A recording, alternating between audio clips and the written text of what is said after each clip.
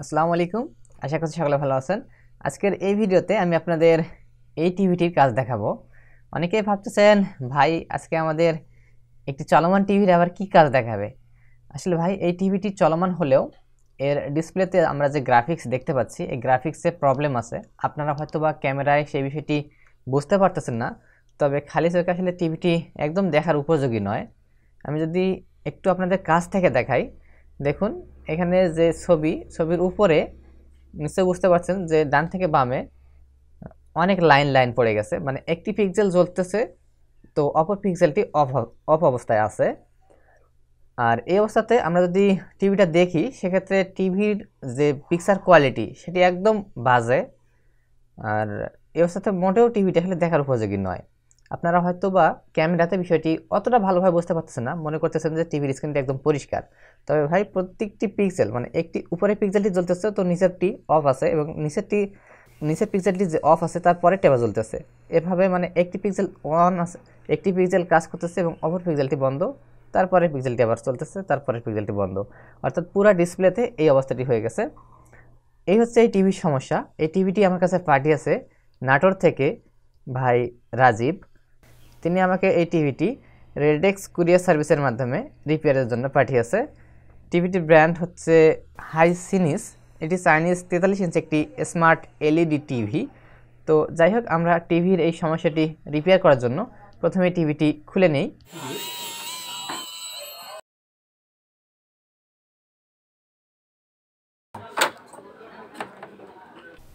টিভিটি আমি খুলে নিলাম। এই হচ্ছে টিভির মাদারবোর্ড। দেখতে পাচ্ছি মাদারবোর্ডে টিকন বোর্ড বিল্ট ইন অবস্থাতে রয়েছে, এবং এই প্যানেলের দুইটি এফএফসি কেবল, এবং প্যানেলটি দুই ভাগে বিভক্ত। যদি প্যানেলের স্কেলার বোর্ডগুলো দেখি, যে দুইটি এফএফসি কেবল, মাদারবোর্ড থেকে দুইটি এফএফসি কেবল এসে প্যানেলের দুই সাইডে গেছে, ডান সাইডে এবং বাম সাইডে দুইটি স্কেলার আছে প্যানেলের সঙ্গে।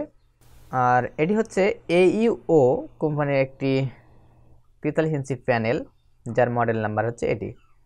যাই হোক, আমি প্রথমে এফএফসি কেবলগুলো একটু পরিষ্কার করে নেব, কারণ অনেক ক্ষেত্রে এফএফসি কেবলের মাথায় এবং কানেক্টর সকেটগুলোতে ময়লা জমার কারণে এই সমস্যাটি হতে পারে। তাই এগুলো একটু পরিষ্কার করে দেখে নেব। দেখুন এখানে অনেক ময়লা জমে গেছে, তাই ময়লাগুলো একটু পরিষ্কার করে নেই, কারণ এখান থেকে সিগন্যাল বা ভোল্টেজ ড্রপ খাওয়ার কারণেও কিন্তু প্যানেলের সমস্যা হতে পারে।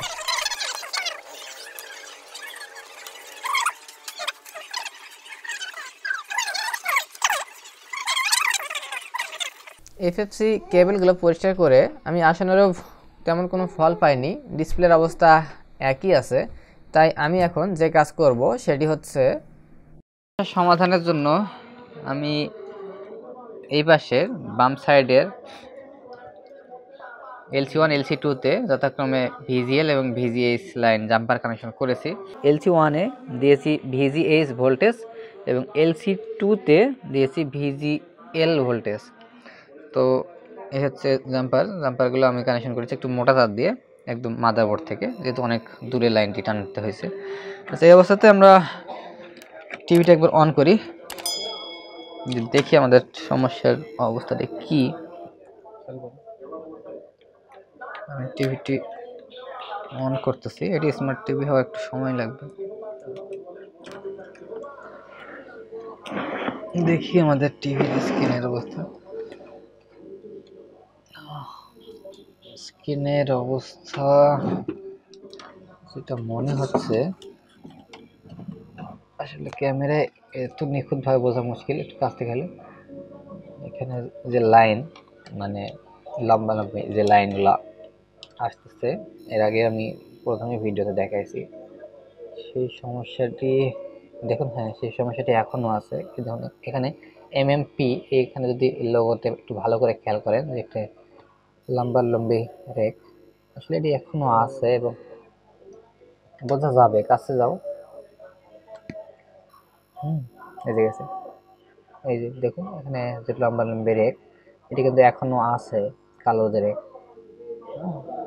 এখনো কিন্তু ক্লিয়ার হয়নি।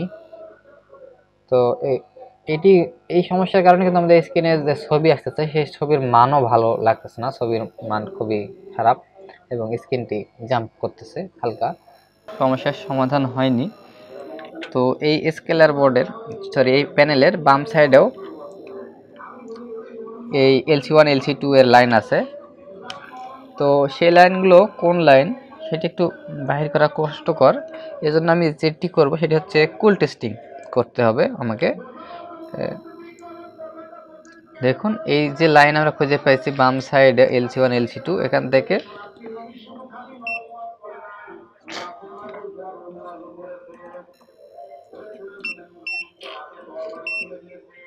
দেখছেন এখানে হচ্ছে লাইন LC1 বা LC2। তো ওই লাইনটাই এই এফএফসি কেবলেও আসছে। এই এফএফসি কেবল হয়ে বাম সাইড ডান সাইডের এই যে এখান দিয়ে ঢুকছে। আমি যদি ভালো করে দেখাই,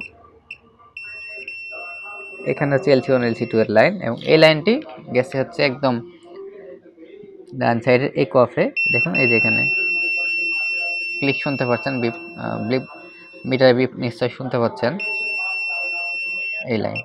অর্থাৎ এখানকার এই রেজিস্টারগুলো হচ্ছে LC1 এবং LC2 এর রেজিস্টার। যদি মিটারে দেখাই, দেখুন এখানে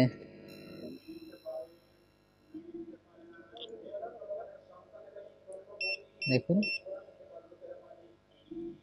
LC1 LC2 তে একবার VGS একবার VGL হচ্ছে অডিবল।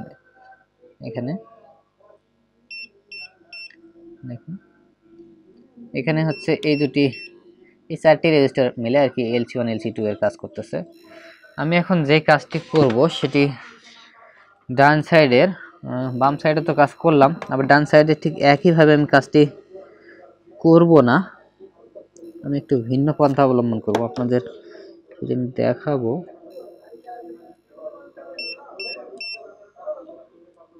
দেখুন VGS এর লাইন আছে। যাই হোক, আমি ডান সাইডের ক্ষেত্রে যেটি করব সেটি হচ্ছে আমাদের এফএফসি কেবল।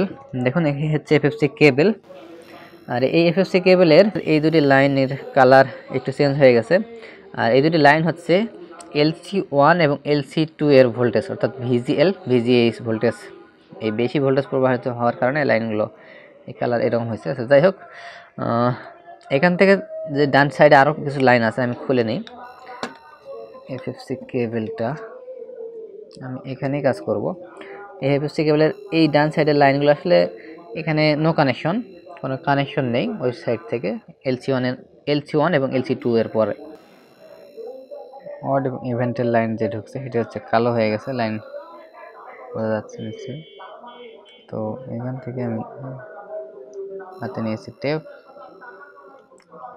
এই টেপটি দিয়ে দেব।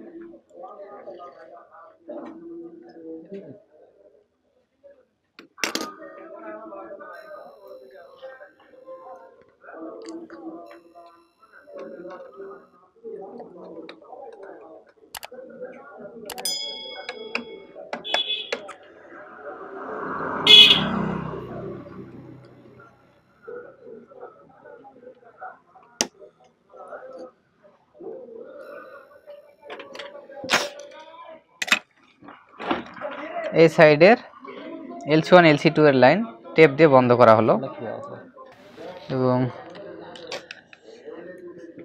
টিভিটা অন করি। অন করলাম,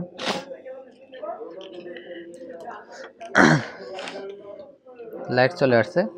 তো আমি এখন এখানে দেখি ভোল্টেজ ম্যাপে, এখন আমাদের এখানে ভোল্টেজ পাচ্ছি কিনা। দেখুন এখানে -8 ভোল্ট LC1 এবং LC2 তে, যথাক্রমে এরকম ভোল্ট, অর্থাৎ এখানকার ভোল্টেজগুলো ব্লক হয়ে গেছে। তো স্ক্রিনের অবস্থা কি সেটি আমরা দেখি, কারণ ভোল্টেজ ব্লক হলেই তো হবে না, স্ক্রিনে ফিক্স হতে হবে। একটু উল্টিয়ে নিই।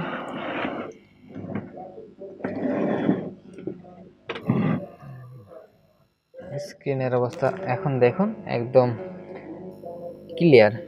আমি এর আগে কিন্তু আপনাদের দেখালাম যে এমএমপি এখানে যে লোগো দেখুন, যে লাইন ছিল সেগুলো একদম নিখুঁত হয়ে গেছে। এবং আমরা স্ক্রিনে গ্রাফিক্স সহ এখন যে পিকচারটি এখন স্ক্রিনে আমরা যদি কোনো ভিডিও প্লে করি সেটা একদম পারফেক্ট দেখতে পাবো। ভালো করে দেখুন, নিশ্চয়ই বুঝতে পারছেন যে লাইন রেক যে লাইন ছিল সেটি এখন আর নেই, একদম পারফেক্ট স্ক্রিন, কোনো ধরনের সমস্যা নেই। তো আজকের ভিডিওতে যে বিষয়টি আপনাদের বোঝানোর চেষ্টা করলাম, আশা করি বিষয়টি বুঝতে পারছেন যে আজকের এই টিভিটি কী করে রিপেয়ার সম্ভব হলো। আলহামদুলিল্লাহ এরকমভাবে টিভিটি পারফেক্ট কাজ করবে। এক সাইডের আমাদের ভিজিএল ভিজিএস অড এবং ইভেন্ট অর্থাৎ LC1 LC2-তে ভিজিএল ভিজিএস ভোল্টেজ দেওয়া আছে এবং অপর সাইডে আমি ব্লক করে দিয়েছি। এই অবস্থাতে স্ক্রিনটি পারফেক্ট।